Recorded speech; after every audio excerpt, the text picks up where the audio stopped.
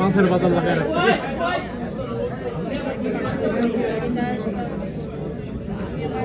অনেক সাহস নিয়ে আসলে তাদের সাথে আমার আইডিয়াটা শেয়ার করেছিলাম। আমার খুব ইচ্ছে করছিল যে একটা পারফরমেন্স করার জন্য, তারাও অ্যালাউ করেছে, তারাও আমাকে এত সুন্দর করে অ্যাপ্রিসিয়েট করেছে।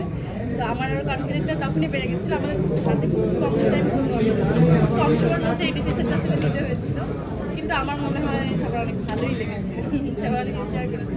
যে 3টা গানে পারফরমেন্স করলেন, যদি জাতীয় সঙ্গীতটা বাদ দেয়, বাকি যে 2টা গান আমরা মনে হয় অনেকদিন ধরে শোনার অভ্যস্ততা আমাদের কমে গেছে, যে এই জায়গায় এই 2টা গানে পারফরমেন্স করা নিয়ে কি বলবেন আসলে? একটা সত্যি কথা বলবো, আপনার খেয়াল করলে হয়তো বুঝতে পারবেন, আমি যখন স্টেজে উঠছিলাম, আমি জানি না এই ফিলটা আমি কীভাবে আপনাদেরকে বুঝবি। যখন আমি জাস্ট টার্ন করে আমি সবার দিকে তাকালাম, আমার কোনো আমি সমস্ত নাচের মুদ্রা টুদ্রা সব কিছু হারিয়ে ফেলেছিলাম। কারণ আমি এতগুলো চোখ দেখছিলাম, আমি এই সাউন্ড সবার সামনে, সবার সাথে, এত মানুষের সামনে যে এরকম এই মিউজিকটা আসলে বাজবে, তখন আমার মনে হচ্ছিল আমি শুধু গানটাই শুনি, আমি নাচতে পারছিলাম না। তখন আমার মনে হচ্ছিল না, আমার তো আমি তো নাচবো। তখন আবারও স্টার্ট করেছিলাম। আপনারা খেয়াল করলে হয়তো বুঝতে পারবেন যে আমি প্রথমে কিন্তু থমকে গেছিলাম, কারণ এই যে মিউজিকটা, মানে এই সুরটা, এই টানটা আমরা একদম ছোটবেলা থেকে শুনে শুনে বড় হয়েছি। তো এটার মধ্যে কোথাও একটা আমাদের প্রাণ, মানে প্রাণের খুব কাছের একটা গান, তাই না?